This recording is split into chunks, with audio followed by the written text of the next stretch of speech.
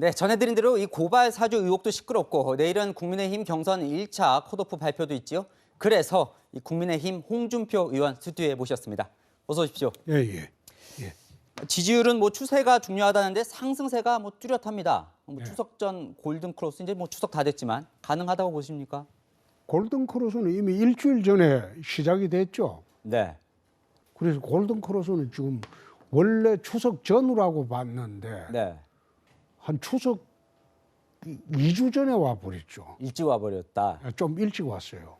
지지율 상승 비결이 뭐라고 생각하시는 거예요? 무야홍, 뭐 무조건 뭐- 야권 후보는 홍준표 이게 좀 통한 겁니까? 그게 이제 20, 30대들이 네. 인터넷에서 놀이 삼아 하던 게 이제 일반화돼 가지고 네. 그 된 모양인데 MZ 세대하고 좀 서로 좀 상통하는 게 우선 MZ 세대들이 소신이 뚜렷합니다. 네. 말을 얼머무리지 않고 직설적으로 하고 그리고 거짓말을 안 하죠. 네.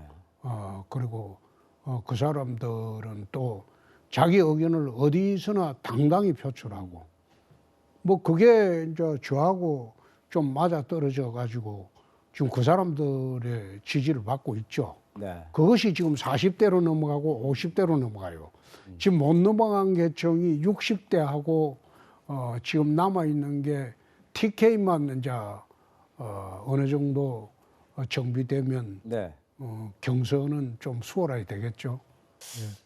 근데 요즘 워낙 고발 사주 의혹 이게 시끄러워서 이것도 좀 경선에 영향을 좀 미칠 걸로 보십니까? 글쎄요. 그게 이제 제가 이제 입에 담기가 좀 곤혹스러운 게 네. 우리 당내의 경선 후보에 관한 문제이기 때문에 제가 그 문제는 말씀드리기가 곤란합니다. 네. 고발 사주 의혹 문제는 당의 문제가 아니고 네. 당의 경선 후보 한 사람의 문제입니다. 네. 그래서 제가 뭐 그걸 갑론을박하기는 곤란하죠. 그럼 당에서는 지금 이걸 이제 박지원 국정원장의 대선 개입 의혹이다 이렇게 지금 이제 당 지도부도 이제 얘기를 하고 있는데 거기에는 혹시 동의를 하십니까? 그 말은 내가 말하기가 곤란하다니까요. 네. 제 생각은 있는데 네. 그 말하는 거는 적절치 않다는 겁니다. 네. 그런데 그거 자기 문제인데 네. 사내답게 지가 해결하고 가야지. 그걸 당이 나서서 해결해 주기를 바라는 거는 그거는 후보가 됐을 때 네. 그때 당이 나서는 겁니다. 네.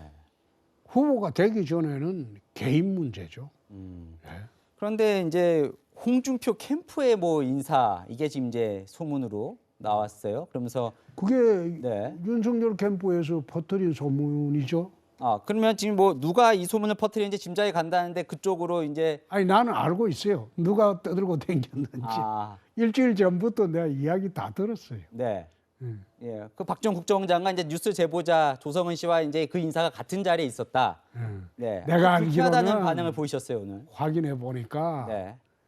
내가 데리고 있던 그 캠프 인사는 그 시간에 영등포 음식점에서 식사한 것이 영수증까지 있어요. 이미 확인을 해 보셨어요. 그죠? 아니 내가 하도 말이 많으니까 확인해 봤죠. 네. 그런 일이 있었냐? 없었다. 네. 그 시간에 뭐 했냐?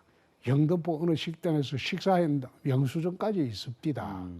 내가 그거 가지고 오죽 잡다 보면 우리 캠프까지 물고 들어가겠냐. 네. 그런 짓 하는 게 정치 공작이죠. 음. 허소문 가지고 버텨려 가지고 네. 그래 하는 게 정치 공작입니다. 그건 좀 안 했으면 해요. 이런 소문이 나는 거는 그쪽에서 좀 다급하다 이렇게 보시나 보죠. 그렇죠. 다급하죠. 골든 크로스가 돼 버렸으니까. 헛된 꿈은 패가 망신한다 이런 글도 쓰셨어요. 그래 하면 안 되죠. 알겠습니다. 그게 네. 자기가 공경에서 벗어나기 위해서 아무런 관련 없는 남을 끌어들이는 거. 네. 그건 패가 망신하죠. 그건 패가 망신이지. 윤석열 전 총장이 만약에 후보가 되더라도 당연히 도우실 거다 이렇게 해석을 해도 될까요? 그렇게 될 리는 없을 겁니다. 만약에 된다면 그거는 알겠습니다. 뭐 적은이 없는 가정이고. 알겠습니다. 근데 요즘 경기도 차베스라면서 이재명 경기지사를 집중적으로 이제 비판을 하시는 것 같던데요. 보면. 그 말은 제 말은 틀린 말 아니죠. 차베스가 무상 포퓰리즘으로 베네수엘라를 망친 사람 아닙니까? 지금 국가 재정이 국가 빚이 천조 시대입니다. 네. 빚이 천조나 됐단 말이에요. 네. 또다시 나라 거들려고 세계 유례 없는 기본 주택, 기본 금융, 뭐 기본 소득 그 터무니없는 말들을 해야 되니까 네. 저거는 나라를 거들내는 것이다. 그러니까 경기도의 차베스지. 네. 난 그래 보죠. 이재명 지사에게 어떻게 이길 수 있다고 지금 자신을 하시는 건가요? 그 얘기를 많이 하시더라고요. 요즘. 무슨 저하고 인파이트인데 같이. 네. 인파이트 경력은 제가 훨씬 위죠. 그리고 네. 포퓰리스트하고 싸움이기 때문에 네. 국가 채무가 천조 시대에는 국민들이나 특히 20, 30대, 40대들이 포퓰리스트 받아주질 않습니다. 네. 요즘 여론조사 추이를 보면 20, 30대, 40대에서는 제가 압도적으로 이깁니다. 네. 그래서 그건 한번 있어 보세요. 내 선거 한두 번 한 사람도 아니고. 네. 알겠습니다. 자, 그런데 보시면 지금 오늘도 빨간색 넥타이를 이제 안 매시는 겁니까? 홍준표 하면 원래 빨간색 하도 떠올랐었는데. 고집스럽다고 해서 네. 요즘은 좀 푸근한 아버지나 네. 푸근한 할아버지 모습으로 선거를 하려고 이제 빨간색을 전략적으로 잘안 이제 맵니다. 색깔을 바꾸신 거군요. 그렇습니다. 파란색도 우리 당색입니다. 네. 우리 당색이 빨강, 파랑, 흰색입니다. 지금 이제 정책 얘기하셨는데 홍 후보의 공약은 일단 쉽습니다. 국회의원 200명으로 줄이겠다. 네, 사법고시 부활하겠다.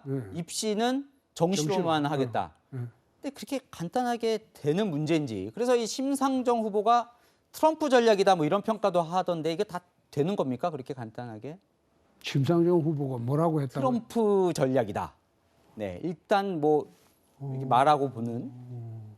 네, 고민을 심상정 하시는데요. 후보는 원래 뱀에 꼬였으니까 무슨 말을 해도 뱀에 꼬이게 말을 하니까 거기에 네. 대해서는 내 답변 안 하겠습니다. 네, 근데 다 된다 말씀이시죠? 검토를 하셔서. 홍준표가 네. 약속하고 못한 일이 거의 없습니다. 선거판에서도 네, 경남지사 할 때도 약속 다 하면 홍준표는 한번 한다고 했으면 하는 사람입니다. 아니 그럼요. 이거 하나만요. 좀 보면 모병제 전환도 약속하셨잖아요. 그렇습니다. 이 분단 국가에서 뭐 재원도 많이 들 건데 가능한 겁니까? 모병제는 이거는 내가 좀 설명을 드려야 되는 게 네. 지금 현대전은 머릿수로 하는 전쟁이 아니거든요. 네.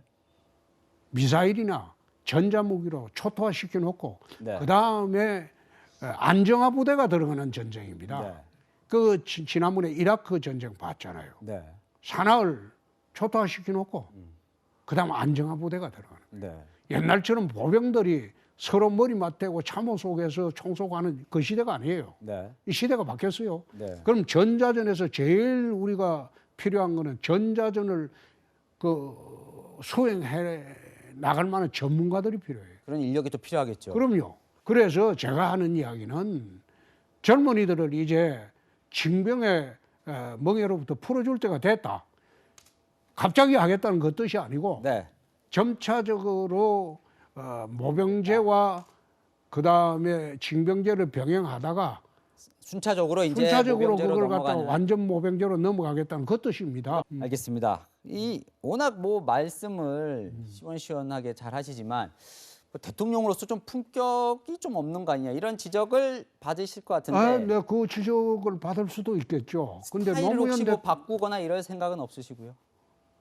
스타일을 바꾸는 게 아니고 네. 그게 이제 어디에서 비롯됐나 아마 지난 탄핵 대선 때 네. 우리가 지금 악밖에 안 남았을 때 네. 그때 이제 영향이 좀 클 겁니다. 대통령이 되면 달라지겠죠. 근데 노무현 대통령께서도 대통령이 되고 난 뒤에 품격 따지지 않았습니다. 네. 에? 그걸 갖다가 이제는 흠집 잡을 거 없으니까 품격을 따진다. 네, 그런 이야기도 합니다만은 네. 그거는 뭐 지나보면 됐지 지켜보면 달라질 것이고 네. 그거는 문제 안 될 겁니다. 그런데요, 자 보면 이제 윤석열 캠프에는 사실 현역 국민의힘 의원들이 아주 많아요. 네. 홍준표 캠프에는 현역 의원이 별로 없습니다. 또 그래서 맞지 않습니다. 아니 현역 의원들한테 왜 인기가 없는 건지도 한번 궁금했고 또 나는- 하나는 의원 어쨌건 도움 없이 또 지지율은 어쨌건 좀 상승세라는 것도 또 어떻게 보면 좀 대단하다는 생각도 드는데 그게 네. 제가 26년 정치하면서 당내 경선을 할 때마다 단 한 번도 국회의원들을 모아가 경선해 본 일이 없습니다. 네. 단 한 번도 없습니다. 그러니까 안 받는 거다. 안 받는 게 아니고 네. 국회의원들을 존중하는 겁니다. 아. 왜 그런가 하면 네. 국회의원들은 헌법상 국민대표기관이에요. 네. 한 사람 한 사람이 국회입니다. 네. 그만큼 무겁습니다. 국회의원들이 개파에 쫄게 되는 것도 마땅치 않고 네. 국회의원이 어떻게 개파 대리인이 됩니까? 네. 나는 그걸 26년 동안 그건 거부해 본 사람입니다. 한 번도 내 당내 경선할 때 국회의원들 나한테 와라 네. 요청한 일도 없고 네. 그리고 국회의원 데리고 경선을 해본 일이 없어요. 네. 이번에도 마찬가지입니다. 국회의원 데리고 떼지어 경선하는 거는 2007년도 이명박 박근혜가 마지막입니다. 네. 시대가 달라졌어요. 현역 의원들한테 인기가 없다 이건 아니라는 말씀. 한번 물어보세요. 네. 알겠습니다. 자, 여기까지 듣고요. 마지막으로 우리 이제 채널의 시청자분들에게 홍준표가 만들고 싶은 대한민국이 어떤 건지 네. 조금 이렇게 설명을 해 주시죠. 네. 선진국 시대가 국제적으로 공인이 되었습니다. 홍준표가 대통령이 되면 이 나라 정치, 경제, 사회, 문화, 대북, 외교, 안보 모든 분야가 선진국 시대에 걸맞는 그런 나라로 국정 대개혁을 해서 국민 여러분들이 편안하시고 안락한 대한민국을 만들도록 하겠습니다. 잘하겠습니다. 네, 여기까지 듣겠습니다. 감사합니다. 고맙습니다. 네, 지금까지 대선에 출마한 국민의힘 홍준표 의원이었습니다.